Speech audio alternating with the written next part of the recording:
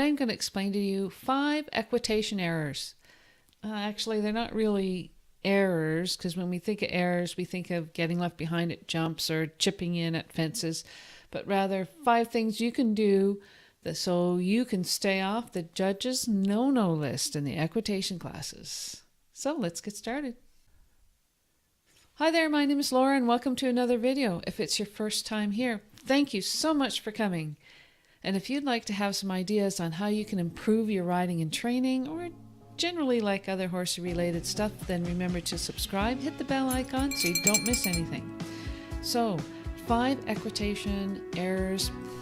I don't want to use the word errors because when we think of errors, we think of, chipping in at jumps if you're going over fences or getting left behind, that sort of things. And these are 5 easy things you can do right now before you step into that ring so you don't just get crossed off the list or put on the judge's no-no list. And they're really simple. So, number 1, having your reins twisted. And right along with that is having your stirrup leathers twisted the wrong way. So having your reins twisted just kind of shows the judge, you know what, you just don't care. Having twisted reins is something that you can be responsible for and not your coach, your trainer or instructor. It's something that you can be responsible for as soon as you get into that ring. Likewise with twisted stirrup irons. Likewise for twisted stirrup leathers. Having your stirrup leathers twisted the wrong way is a clear indication of something going wrong. And if you're in a class where things like this will count, then you're just going to get struck off and put down at the bottom of the list. So make sure your reins aren't twisted and make sure your stirrup leathers are put on the proper way. Number 2, looking for your lead or looking for your diagonal.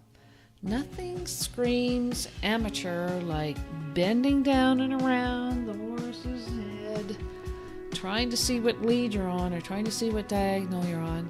Train yourself to look up and train yourself to feel what lead you're on. Train yourself to feel what diagonal you're on. If you're in a big class, looking down for your diagonal and for your lead is a sure sign that you're going to be struck off the list. If you're in a big class and you want to stay on the good side of the judge, keep your eyes up, keep your chin up.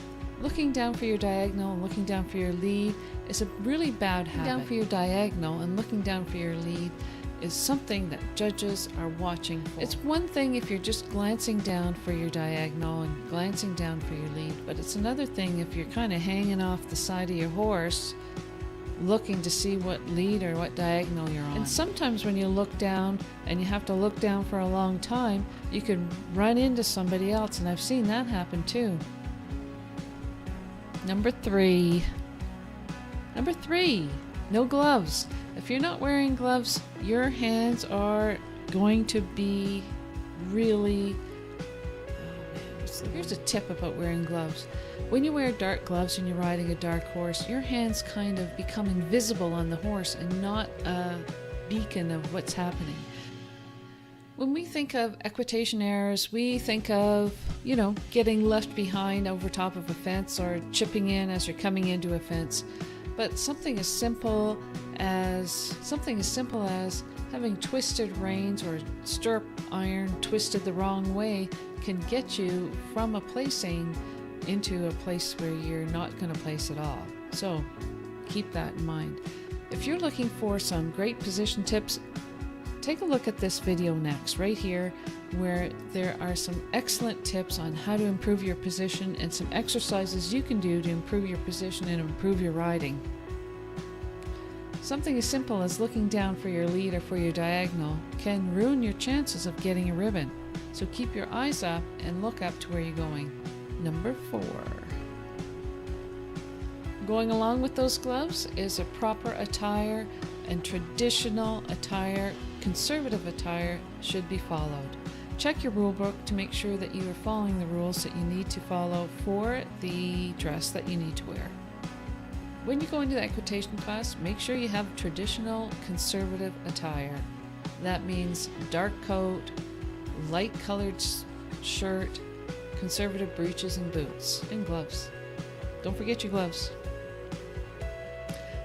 Make sure you check your specific rules for your specific show if you're showing breeds or other disciplines, to make sure you are following their specific rules for their attire. And finally, the last one is make sure that you are just plain sitting up on your horse. So often we are sitting at desks all day or behind the wheel of a car and we are slumped over our desk. When we're on a horse, remember to sit up straight, having good posture. That could be the difference between your placing in a horse show and not placing. Rounded shoulders are very common, and if you are sitting up properly, you are more than likely to be noticed in a good way by the judge because you have good posture and sitting up on your horse properly. If you're looking for some exercises to use in your next riding session to help improve your leg position, take a look at this video right here. Watch this video next, where you can get some exercises on how to improve your leg position.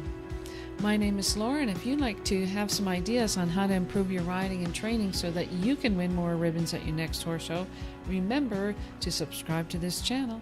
Now go use this stuff. Go hug your horse. Go use this stuff. Thanks now. Bye.